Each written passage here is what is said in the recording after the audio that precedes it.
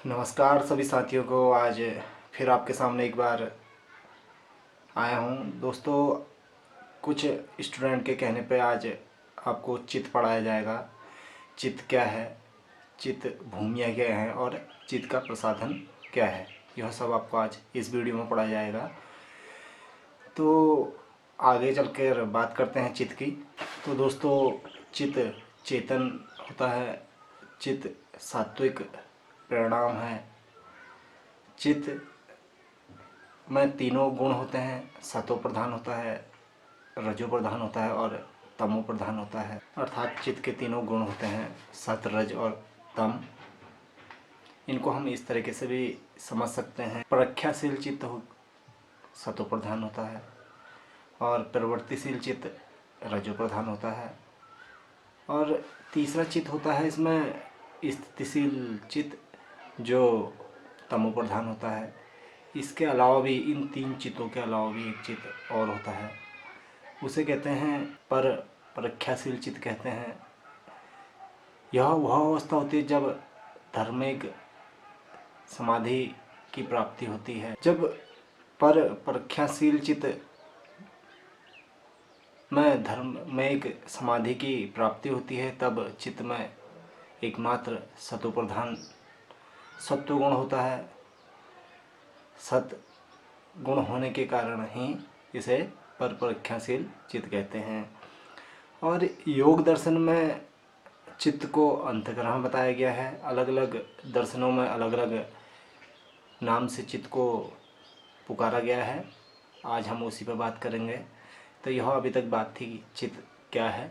पतंजलि की बात करें, पतंजलि ने सर्वप्रथम प्रथम अध्याय के द्वितीय सूत्र में योगस्य चित्तवृत्ति निरोधः एक सूत्र दिया है। उन्होंने बताया है कि चित्तवृत्तियों का निरोध कैसे होना है। आगे हम इस पर बात करेंगे। तो सर्वप्रथम योग दर्शन में चित्त को अंतःकरण माना गया है और अंतःकरण में चारों का समूह है, मन, बुद्धि, अहंकार और चित्त का।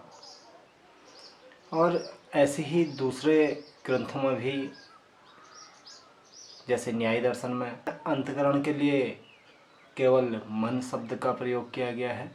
और शंकराचार्य जी के अद्वैत वेदांत में अंतःकरण चतुष्ट की बात की गई है। और सांख्य दर्शन में मन, बुद्धि, अहंकार को अंतःकरण माना गया है। तो दोस्तों, अब बात करते हैं मन, बुद्धि, अहंकार ये क्या क्या कार्य करते हैं, इनका क्या कार्य होता है हमारे जीवन में। अब इस पर भी थोड़ा बात करते हैं। मन का कार्य होता है संशय करना, अर्थात ये करूं या वो करूं, करूं या नहीं करूं, ये क्या है, संशय है। जैसा हम कोई भी कार्य करने के लिए आगे बढ़ते हैं तो हमारा एक मन कहता है कार्य को करना चाहिए, दूसरा मन कहता है करूं नहीं करूं, बाद में करूं, अभी करूं। इस तरीके के जो भी संशय होते हैं वो उसका कार्य कौन करता है, मन का। मन ही हमारे कार्यों को में रुकावट भी लाता है और उसको आगे बढ़ाने का कार्य भी मन ही करता है। अब बात करते हैं बुद्धि की। बुद्धि का कार्य है कि कोई भी हम अगर कार्य कर रहे हैं उसको करने के लिए निश्चय करना। निश्चय अर्थात किसी भी कार्य को करने के लिए एक दृढ़ संकल्प लेना या निश्चय करना कि हाँ मुझे ये कार्य करना है, इसको क्या कहेंगे, निश्चय। ये कार्य कौन करता है, बुद्धि।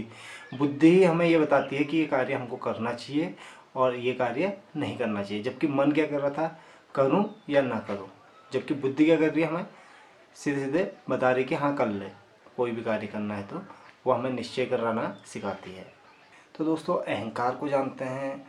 अहंकार एक ऐसा शब्द है जो नाम से ही दर्शाता है कि कोई भी व्यक्ति किसी उच्च पद या ख्याति प्राप्त करने पर या धन और बल की प्राप्ति होने पर अपना उस पद की जो पद का दुरुपयोग करता है वो हमारे अहंकार में आता है। अपने पद और धन बल का दुरुपयोग करके किसी असहाय को या तो मन, कर्म और वचन से अगर हम पीड़ा देते हैं वो सब हमारे अहंकार में आता है। तो अहंकार का कार्य क्या है, अभिमान करना। क्योंकि अभिमान कर रहा है तो व्यक्ति, तो अहंकार है। अब बात करते हैं चित्त की। चित्त का कार्य है स्मरण संबंधी क्रियाओं को करना, अर्थात जो भी हमारे जीवन में घटित चीज़ें हैं या घटनाएं हैं, हम उनको अगर स्मरण कर रहे हैं, वो कार्य कौन कर रहा है? चित्त। चित्त का कार्य है कि हमारे जो भी स्मरण संबंधी क्रियाएं हैं या जो भी बातें हैं, उनको दोबारा हमारे जीवन में याद दिलाना, दोबारा उस पर बात जो भी छिड़ती है, वो चित्त का कार्य है कि हमें पुरानी चीज़ें याद आ जाती है। जैसे हमें कोई चीज़ याद आती है कि मैंने उस टाइम पे गुरुजी द्वारा हमें ये बताया गया था, वो सब हमारी क्या है? स्मरण संबंधी क्रियाएं हैं, क्योंकि पहले घटित हो चुकी हैं वो चीज़ें। इसका एक कारण यह भी है, जब से हम पैदा हुए, जब से हमने होश संभाली है, जो भी हमारे जन्म जन्मांत के संस्कार हैं, वो हमारे सब चित्त में पड़े रहते हैं, और समय आने पर या कोई घटना होने पर वो सब हमें दोबारा याद आ जाते हैं। ये चित्त है जो सभी के अंदर होता है। ये चित्त है, इसको हम चित्त, और ये विषय, विषय अर्थात जो भी हमारे मन में वृत्तियाँ चालू होती हैं, यहीं से होती हैं। ये विषय वस्तु है। चाहे कोई भी घटनाक्रम जब भी उत्पन्न होता है, बस ये चित्त पे पड़ता है, और तो फिर क्या हो जाती हैं? वृत्तियाँ चालू हो जाती हैं। ये चित्त की क्या है? वृत्तियाँ हैं। तो हमारे मन वृत्तियाँ चलने लग जाती हैं। जैसे कोई भी घटनाक्रम या कोई भी बात होती है, विषय चित्त पर पड़ता है, तो हमारे चित्त की वृत्तियाँ चालू होने लग जाती हैं, संशय होने लग जाता है। जैसे मतलब क्या होगा क्या नहीं होगा, इस तरीके की ना। हाँ, जब तक ये वृत्तियाँ चालू नहीं थी तो चित्त क्या था? ये शांत सरोवर था। शांत अर्थात बिल्कुल शांत। जिस तरीके से एक तालाब का पानी बिल्कुल शांत होता है ना, उसी तरह से हमारा चित्त भी शांत होता है। ये शांत सरोवर है चित्त। इसमें क्या पढ़े? विषय पढ़ा, कोई भी घटनाक्रम, कुछ भी बात, कोई भी बात चित्त पे आई तो ये क्या चलने लगी? वृत्तियाँ।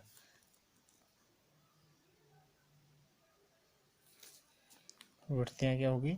चालू होगी। वृत्तियाँ क्या हैं? ये सब वृत्तियाँ हैं, ये वाली सब वृत्तियाँ हैं, ये वृत्तियाँ हैं। चित्त क्या है? चित्त ये है। और विषय क्या है? विषय ये है। तो आप समझ में आया ना? चित्त क्या है? शांत सरोवर है। विषय क्या है? कोई विषय आया, वो हमारे चित्त पर पड़ा, और उससे क्या हो जाएगा? मन में तरह तरह की बातें आ जाती हैं, और ये वृत्तियाँ स्टार्ट हो जाती हैं हमारे मन में, और ये वृत्तियाँ चालू हो जाती हैं। वृत्तियाँ, चित्त की वृत्तियाँ यही हुई। कहते हैं चित्त की भूमियाँ। चित्त की भूमियाँ 5 प्रकार की होती हैं, जिसमें सर्वप्रथम क्षिप्त अवस्था की बात करते हैं, जिसमें रजोगुण प्रधान रहता है और सत्व और तमगुण दबे रहते हैं।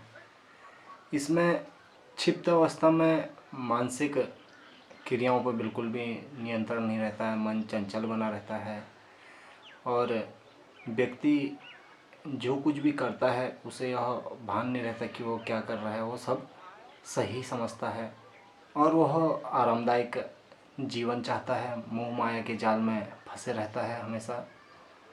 इसी को वो अपना सुख समझता है। इसको क्षिप्त अवस्था कहते हैं।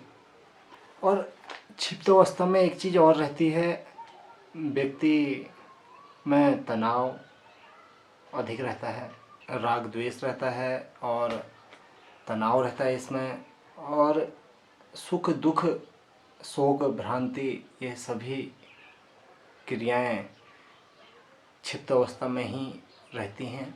अब बात करते हैं मूढ़ अवस्था की। मूढ़ अवस्था में तमोगुण प्रधान रहता है, और रजो और सत्वगुण दबे रहते हैं। इसमें व्यक्ति की सोचने की क्षमता शून्य हो जाती है, वो कुछ सोच नहीं पाता है, और इसी में रहता है लड़ाई झगड़ा, काम क्रोध मोह माया में ही वो फंसा रहता है, लूट पाट, इन्हीं चीज़ों में वो लगे रहता है। यह अवस्था मूढ़ अवस्था कहलाती है। अब तीसरा है विक्षिप्त अवस्था। इसमें सत और रजगुण विद्यमान रहते हैं और तमोगुण दबे रहते हैं। इसमें व्यक्ति अच्छे कार्य करता है, दयावान होता है, गुणवान होता है। यह अवस्था विक्षिप्त अवस्था है। अब चौथी अवस्था है एकाग्र अवस्था। इसमें व्यक्ति सत्वगुण प्रधान रहते हैं, व्यक्ति में तम और रज समाप्त हो जाते हैं। व्यक्ति भजन कीर्तन करता है, दयावान होता है, सहनशील होता है, अच्छे कार्य करता है, अच्छे विचार होते हैं उसके, लड़ाई झगड़ा काम क्रोध मोह आदि के लोभ में जो जाल है उससे मुक्त हो जाता है। यह एकाग्र अवस्था है। तो अंतिम अवस्था है निरुद्ध अवस्था। इसमें सत रज तम तीनों गुण समाप्त हो जाते हैं। व्यक्ति एक उच्च स्थान को प्राप्त कर लेता है और उसकी सारी चित्त की वृत्तियाँ समाप्त हो जाती हैं। उसके जीवन में कुछ भी बाकी नहीं रहता है जिसके लिए वो कुछ सोचे या कोई भी चीज़ उसके लिए करने के लिए हो। इस अवस्था में साधक को आत्मा व चित्त के भेद का ज्ञान हो जाता है। यही अवस्था विवेक ख्याति कहलाती है। किंतु विवेक ख्याति भी एक चित्त की वृत्ति है, चाहे वो कितने ही उच्चतम सात्विक स्थान पर क्यों ना पहुंची हो, उसका भी निरोध होना आवश्यक होता है। और इस विवेक ख्याति उच्चतम सात्विक स्थान का निरोध पर वैराग्य द्वारा किया जा सकता है। पर वैराग्य के द्वारा इसका भी निरोध हो जाता है। जब पर वैराग्य द्वारा चित्त की सभी वृत्तियां समाप्त हो जाती हैं, व्यक्ति अपने आप को भूल जाता है और उसकी सभी वृत्तियां निरुद्ध हो जाती हैं और व्यक्ति के सत्वगुण के आधिक्य से निरोध हो जाता है, जिसकी उसकी समस्त वृत्तियां निरुद्ध अवस्था में हो जाती हैं। ये हमने पढ़ी चित्त की 5 भूमियाँ।